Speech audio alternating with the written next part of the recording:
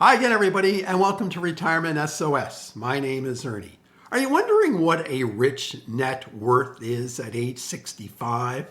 And basically, a rich net worth means that you're comfortable. And if you want to take that trip to Las Vegas on a last-minute deal, go for it because you can afford it.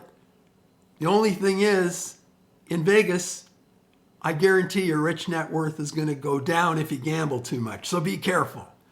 But I was kind of curious, what exactly is a rich net worth? So I've come up with the numbers. So this is subjective. So again, a rich net worth is a comfortable net worth where you don't have too many financial worries. So for Canada, a rich net worth is considered $4,200,000 worth of assets.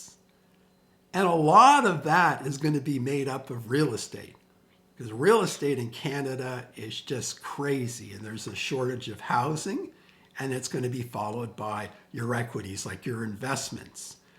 And in Canada, about 152,000 people have attained a rich net worth at age 65.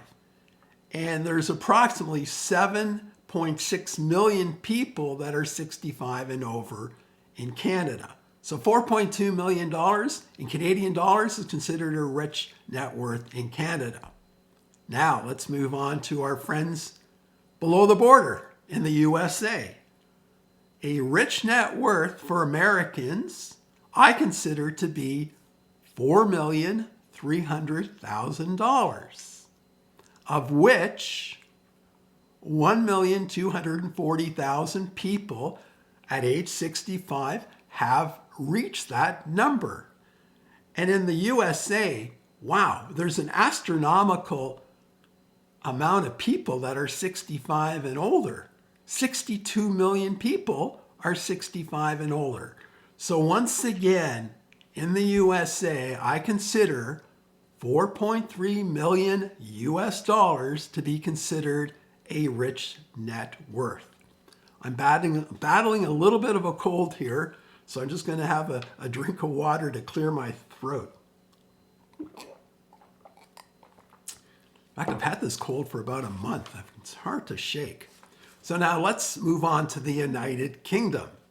So in the United Kingdom, I consider 2,300,000 British pounds to be considered a rich net worth, and of which 254,000 seniors 65 and over have attained that rich net worth. And in the United Kingdom, there are 12.7 million people 65 and over. So once again, 2,300,000 pounds, British pounds, is considered a rich net worth. So now let's go down under. We're going to look at Australia and New Zealand. So Australia, the cost of housing is just off the charts. And as a result, if you want to have what is considered a rich net worth at age 65, you'll need to accumulate $4,800,000 worth of assets, equities, cash, what have you. That's a lot of money. But there is a severe housing shortage in Australia, and much of the net worth of Australians at age 65 is made up of real estate.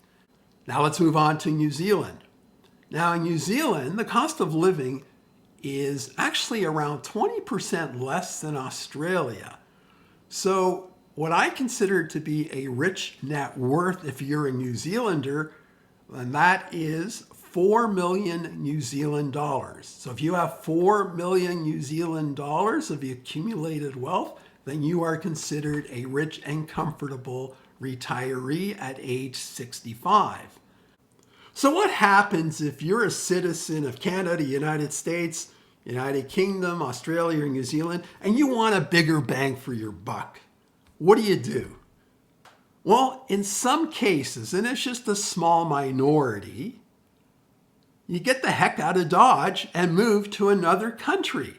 So for example, in Canada, some Canadians are retiring in Mexico. In fact, I know this one couple, they had a big farm, they sold it, and they actually bought 2 condos in Mexico, one for themselves to live in, and another one as an investment property. That's how far their buck went.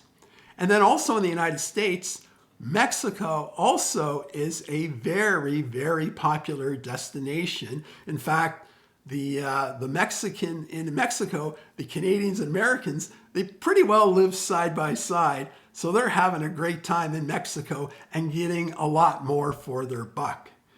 Now, if you live in the United Kingdom, at one time, a lot of retirees were getting up and leaving and going to Spain.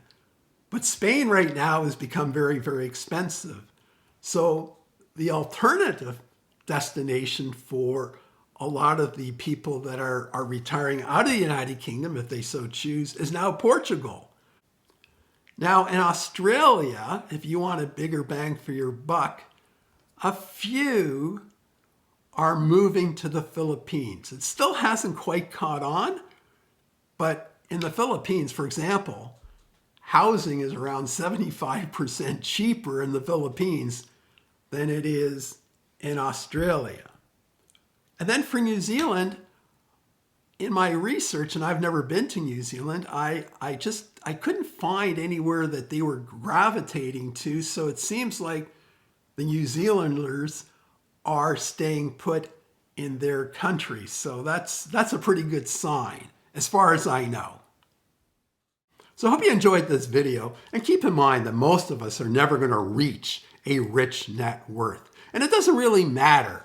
Long as you control your spending and your net worth starts to go up gradually year in, year out as you get closer to your 60s, then you're doing fine. And then when you decide to retire, you basically make the best you have within a budget. And that's good enough. So until next time, bye for now.